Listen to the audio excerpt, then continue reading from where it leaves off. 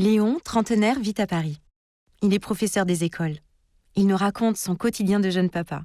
On sourit, on rit, on s'attendrit avec lui et, de l'annonce de la grossesse à l'arrivée du deuxième bébé, on apprend surtout beaucoup de ce qui se passe dans la tête d'un apprenti papa.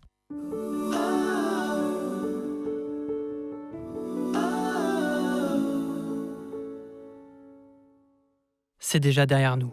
La chambre blanche de la maternité, le va-et-vient des sages-femmes, l'intrusion aberrante du photographe en pleine séquence de nausées affreuses, le vagissement philharmonique des pensionnaires de la pouponnière. Jules disparaît sous sa couette dans le landau à poignée et nous sortons de l'hôpital.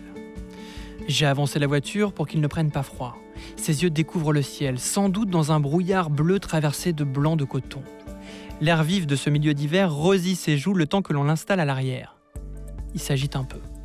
Pendant le trajet de la Pitié-Salpêtrière, à chez nous, Clara et moi n'échangeons que quelques mots, vaguement superficiels, des paroles qui trahissent une incrédulité étrange. Nous portons à deux le landau jusqu'à la porte de l'appartement. Une fois entrés, nous libérons Jules de son armure de plumes et lui offrons une visite guidée des lieux. Voici le salon, ici c'est la cuisine, là ta chambre. Le mobile est immobile au-dessus du berceau.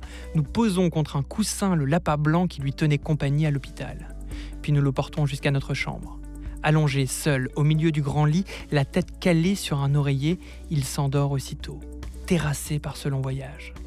Nous le surveillons un peu avant de rejoindre la cuisine. Le silence règne, les arbres décharnés s'inscrivent dans la fenêtre, balancés par un vent hésitant. Je regarde Clara, elle me regarde, et nous nous mettons à pleurer. Pas de hoquet, pas de cris, juste des larmes qui roulent sur nos joues. Nous sommes submergés par cette émotion incroyable, miraculeuse, qui est un partage aussi. Cette émotion, je ne la comprends pas. À l'intérieur, il y a de la peur, à nous de nous débrouiller à présent, de la joie, des lambeaux de tristesse confuse. Elle m'échappe, me bouscule, m'emporte. Je ne résiste pas, ce n'est pas désagréable. Quelque chose qui se déchaîne et qu'il faut laisser passer. Maintenant, je le sais.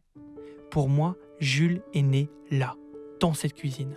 C'est là, chez moi, que j'ai eu un enfant, un fils. Les jours précédents, j'ai joué, tenu un rôle auquel les circonstances m'avaient préparé, comme réciter un texte sans rien y comprendre. Assis dans cette cuisine, je suis entré par réfraction dans ma vie nouvelle.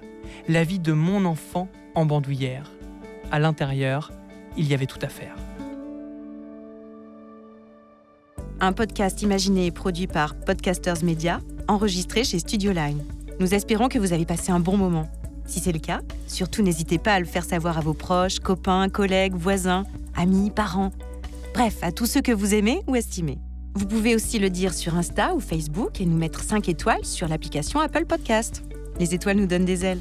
Enfin, écoutez-nous, réécoutez-nous et donnez-nous de vos nouvelles sur notre site www.podcastersmedia.com. Onglet Contact. À très vite.